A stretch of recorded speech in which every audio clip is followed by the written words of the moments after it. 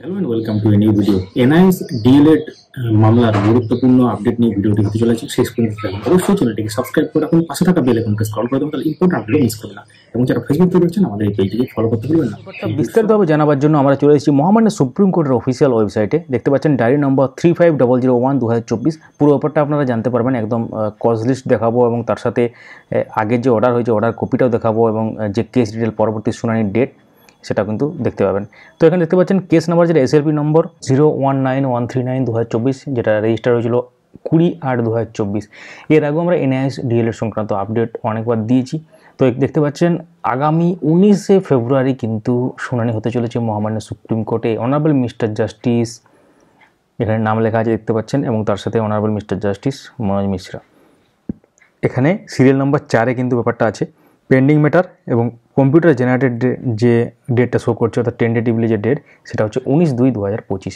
তো এই মামলার যে সঙ্গে সম্পর্কিত যে এখানে কজ লিস্ট বলতে পারেন সেটা আমরা এখান থেকে ডাউনলোড করলাম। দেখতে পাচ্ছেন 19 তারিখে কজ লিস্ট আমরা ডাউনলোড করার পর এরকম ধরনের এখানে দেখতে পাচ্ছেন যেটা কেসটা আছে এবং তার সাথে যে কানেক্টেড ম্যাটারটা আছে এটা হচ্ছে অ্যাকচুয়ালি আদর্শ Kumar Srivastava others versus the state of Uttar Pradesh others. এক্ষেত্রে এনআইএস সংক্রান্ত মামলা যেহেতু একদম একটা জাজমেন্ট হয়েছে, এনআইএসরা কিন্তু আবার ফিরে পেয়েছে তাদের যে অধিকার বলতে পারেন, একটা শর্ত সাপেক্ষে হলেও কিন্তু ফিরে পেয়েছে এবং সেই সংক্রান্ত কেস চলছে এবং সেই তার সাথেই কিন্তু কানেক্টেড ম্যাটারটা আছে এখানে, যেটা ওয়েস্ট বেঙ্গলের দেখতে পাচ্ছেন Kaushik Das and others versus the state of West Bengal others. এবং এক্ষেত্রে যেটা কানেক্টেড এখানে এসএলপি নম্বরটা দেখতে পাচ্ছেন, যেটা একটু আগে আমরা দেখালাম এখান থেকে দেখতে পাচ্ছেন একদম এসএলপি নম্বর 019139 এবং এখানে কিন্তু 019139 এটা।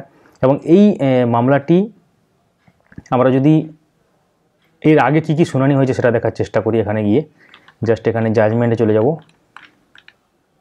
এখান থেকে আমরা আগে কি হয়েছে সেটা কিন্তু জানার দরকার আছে।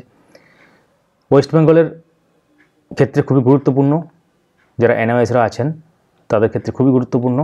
এটা দেখতে পাচ্ছেন 22/1/2025 এটা কিন্তু লাস্ট যে শুনানি সেটা হয়েছে এবং সেটা আমরা ডাউনলোড করলাম এবং ওপেন করে নিলাম। দেখতে পাচ্ছেন এখানে যে মেন কেসটা এটা কিন্তু মূল কেস, অর্থাৎ আদর্শ Kumar Srivastava others the state of Uttar Pradesh others. এটা কিন্তু উত্তরপ্রদেশের হলো, কিন্তু এটা কানেক্টেড যেহেতু ম্যাটারটা এখানে কানেক্ট হয়ে গেছে সেজন্য কিন্তু পরবর্তী দিনে শুনানি হবে সেটা কিন্তু খুবই vital.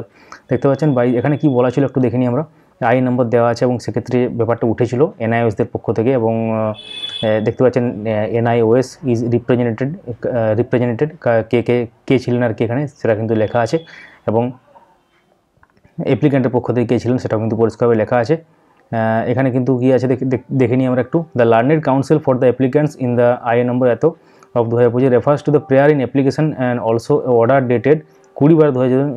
The counselling process for appointment of assistant teachers was started 21/2025 by the Bihar Public Service Commission, the BPSC যেটা, and the Education Department of the Government of Bihar, and the present application is filed on behalf of 162 aspirant যারা ছিল বা যারা চাকরি প্রার্থী তাদের ক্ষেত্রেই মামলাটা, এবং praying for the same relief, যেটা রিলিফের কথা বলা হচ্ছে, যেটা অর্ডার দেওয়া হয়েছিল 20/12/2024, অর্থাৎ তাদেরকে সুযোগ দেওয়ার একটা ব্যাপার বলা হচ্ছে এবং সেই সংক্রান্তই পরবর্তী শুনানি হবে এবং যে শুনানিটা হবে সেটা কিন্তু ওয়েস্ট বেঙ্গলের ক্ষেত্রেও কিন্তু লাগু হবে। কারণ আপনারা এখানে দেখতেই পাচ্ছেন, আমরা যদি কেস ডিটেলে যাই একটু, কেস ডিটেলে গেলেই দেখতে পাবেন যে এটা কানেক্টেড ম্যাটার আছে এবং তার সাথে যদি আমরা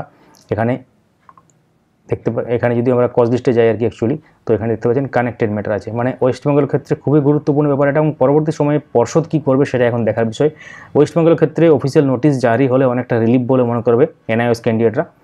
তো এখানে দেখতে পাচ্ছেন, বাকিটা যদি পড়তে চান আপনারা পজ করে পড়তে পারেন এবং সেই সংক্রান্ত ব্যাপারটা কিন্তু এখানে ডিসপোজ অফ লেখা ছিল সেদিন, যাই হোক, এবং সেটা কিন্তু পরবর্তী 19 তারিখে উঠতে চলেছে।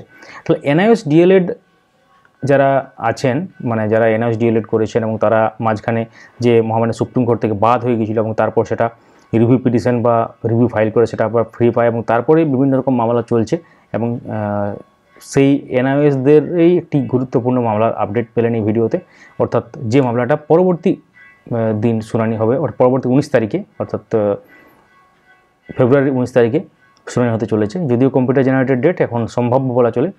Motion hearing orders incomplete matters এখানে কিন্তু আছে এবং এক্ষেত্রে যেটা মেনশন করা আছে এখানে। তো এই ছিল পুরো ব্যাপার এবং তাছাড়া আমাদেরকে এখন ওয়েট করতে হবে ওয়েস্ট বেঙ্গলের অর্ডারের জন্য বা ওয়েস্ট বেঙ্গলের অর্ডার বললে ভুল হবে, নোটিশের জন্য অফিসিয়াল নোটিশ যেটা মানে পর্ষদ থেকে যেটা আসবে, তো সেই নোটিশ আসার পর কিন্তু সমস্ত রকম ব্যাপারগুলো বোঝা যাবে। অর্থাৎ পরবর্তী যে রিক্রুটমেন্টের নোটিশ আসবে তখন যদি এনআইএস সেখানে যদি মেনশন করা থাকে তাহলে কিন্তু বড় ব্যাপার হবে। কিন্তু এই কেসটার ফাইনাল জাজমেন্টও কিন্তু একটা গুরুত্বপূর্ণ ভূমিকা এখানে পালন করছে। কমেন্টে জানান আপনারা কারা কারা এনআইএস ডিএলএড করেছেন, বা আপনাদের বন্ধুবান্ধব আত্মীয়স্বজন যদি কেউ করে থাকে অবশ্যই তাদেরকে ভিডিওটা শেয়ার করুন, ভিডিওটি লাইক করুন, এবং যারা নতুন দেখছেন আমাদের এই চ্যানেলটিকে সাবস্ক্রাইব করে রাখুন, পাশের বেল আইকন প্রেস করে অল করে দেবেন, এবং যারা ফেসবুক থেকে দেখছেন আমাদের এই পেজটিকে ফলো করে রাখুন। Thank you so much for watching.